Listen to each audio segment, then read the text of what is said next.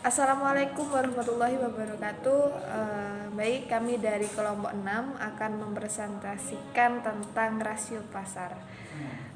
Sebelumnya izinkan kami untuk memperkenalkan diri terlebih dahulu. Yang pertama ada saya Revi Mariska dengan NIM 20104715. Selanjutnya Siska Mayansari 20104819 dan selanjutnya Devi Wafa Wafik 20104826. Oke. Rasio nilai pasar atau market value ratios. Definisi dan analisis. Apa sih rasio pasar?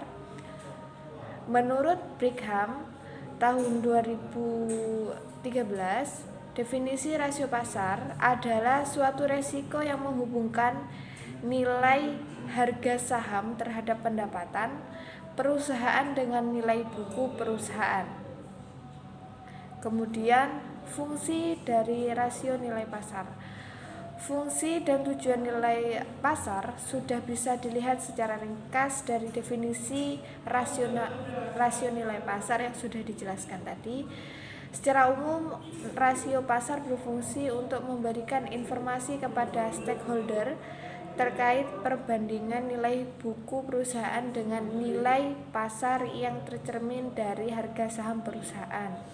Nah, siapa pihak-pihak yang terkait pada risiko rasio nilai pasar ini? Nah, pihak yang berkepentingan terhadap rasio nilai pasar ada 3, yaitu yang pertama, bagi investor, rasio pasar digunakan untuk mengambil keputusan beli atau buy atau jual saham. Kemudian, bagi bankir investasi, rasio pasar digunakan untuk menetapkan harga saham perusahaan ketika adanya penerbitan harga saham baru atau initial public offering atau IPO.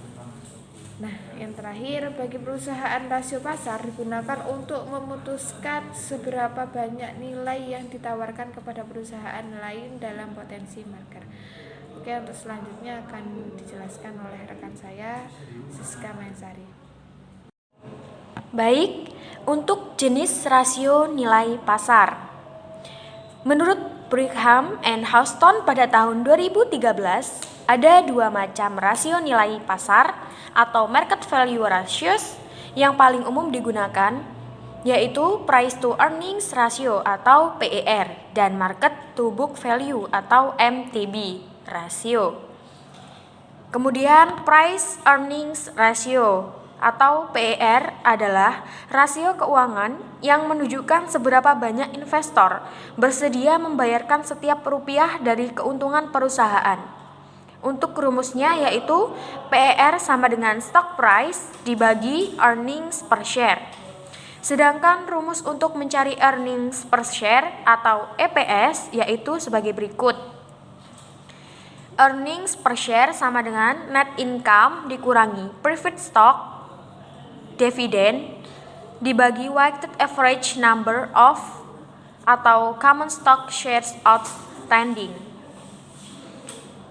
Untuk contohnya sendiri yaitu Investnesia akan mengembalikan sampel salah satu perusahaan go public yang ada di Bursa Efek Indonesia atau BEI, yaitu PT Aneka Tambang Tbk, kode saham ANTM, untuk melihat rasio PER.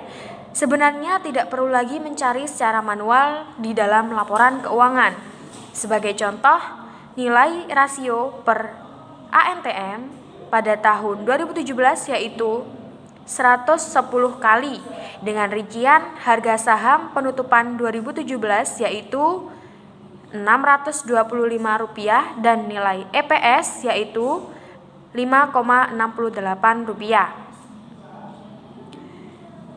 Cara interpretasi price earning ratio. Rasio PER perusahaan bisa menjadi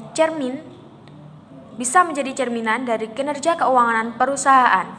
ANTM memiliki PER sebesar 110 kali pada 2017, yang artinya harga saham atau stock price perusahaan bernilai 110 kali lebih besar dari laba per lembar saham atau earning per share perusahaan tersebut. Rasio PER yang tinggi mengindikasikan bahwa perusahaan memiliki prospek yang bagus di masa depan. Begitu pula sebaliknya, PER yang rendah menunjukkan prospek bisnis perusahaan kurang menarik. Ketika investor menilai perusahaan memiliki pertumbuhan yang baik dalam jangka panjang, maka harga saham akan naik sehingga rasio PER juga akan meningkat. Kemudian cara analisis price earnings ratio dengan metode perbandingan industri atau industry comparison. Dengan kata lain, rasio PER ANTM dibandingkan dengan rasio PER industri, tepatnya industri pertambangan, karena Antam berada di sektor industri pertambangan.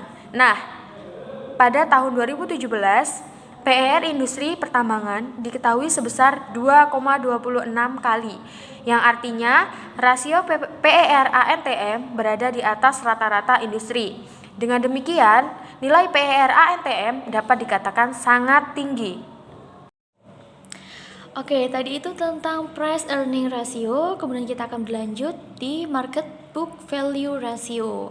Market book value ratio atau biasa kita pahami sebagai nilai buku atau book value.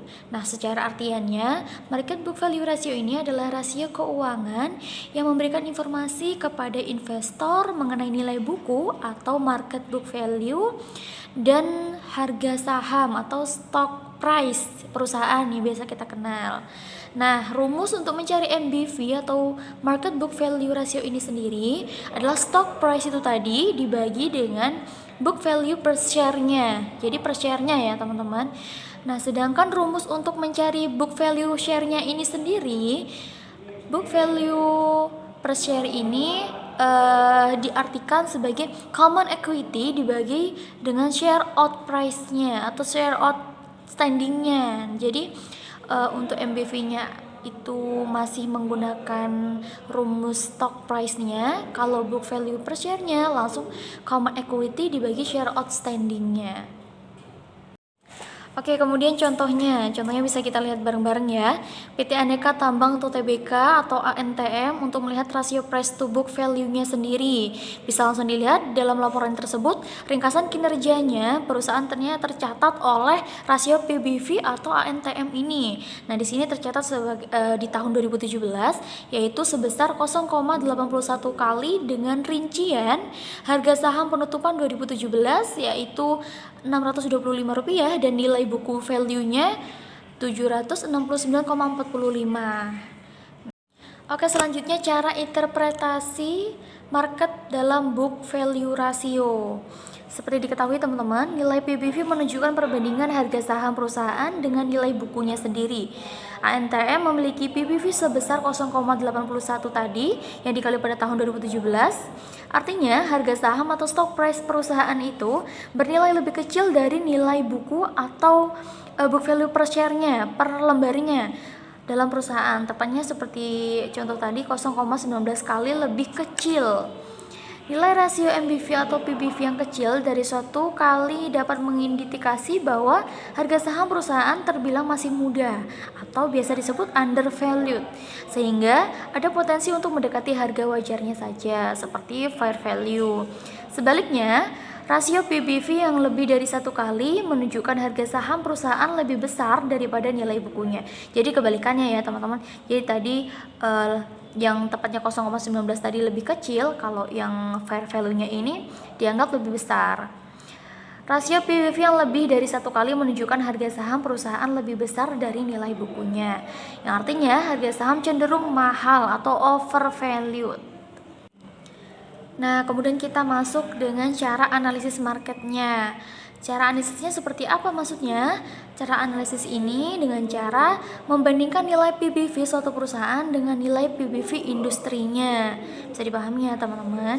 Jadi dalam kasus ini rasio PBV ANTM tadi dari tahun 2017 tadi yaitu 0,81, sedangkan nilai rata-rata PBV industri sektor pertambangan misalnya 1,5 kali. Artinya rasio PBV ANTM berada di bawah rata-rata industri. Artinya harga saham ANTM terbilang masih murah atau under value. Kalau tadi masih over value karena cenderung mahal, itu karena rasio PBV-nya lebih besar. Sedangkan cara analisis market book value yang lebih kecil ya ini ANTM berada di bawah rata-rata industrinya. Nah, kesimpulannya nih teman-teman, kesimpulannya pada dasarnya rasio nilai pasar atau market value ratio digunakan untuk melihat nilai pasar perusahaan yang tercermin dari harga saham atau stock price dengan kinerja keuangan perusahaan yang tercermin dari nilai earnings per share. Jadi dalam konteksnya price earning ratio tadi. Intinya, semakin tinggi nilai pasar perusahaan mengidentifikasi bahwa perusahaan memiliki prospek yang bagus dalam jangka panjang atau pertumbuhan yang baik. Dengan kata lain, investor menaruh ekspektasi tinggi terhadap perusahaan. Jadi semakin tinggi prospeknya, semakin tinggi pertumbuhannya, maka dengan kata lain investor akan semakin percaya kepada perusahaan yang saling berkolaborasi. Oke, jadi itu tadi tentang rasio pasar yang sudah dijelaskan tentang apa itu rasio pasar, pengertiannya dasar-dasarnya seperti apa, fungsinya seperti apa, jenis-jenis rasionya sudah ada beberapa, dan ada price earning ratio dan market value book atau nilai buku dalam investor. Terus cara menganalisisnya seperti apa. Kemudian yang terakhir kesimpulan bahwasanya price ratio ini pertumbuhannya tergantung dengan perusahaan. Jika lebih tinggi maka akan menjadi overload, tapi jika lebih rendah akan menjadi underload. Seperti itu ya teman-teman. Mungkin hanya itu yang bisa kami sampaikan. Mungkin ada kritik, saran, bisa langsung menghubungi rekan kami atau kelompok kami atau langsung tulis di kolom komentar. Kurang lebihnya mohon maaf karena kami masih belajar. Terima kasih atas perhatiannya. Wassalamualaikum warahmatullahi wabarakatuh.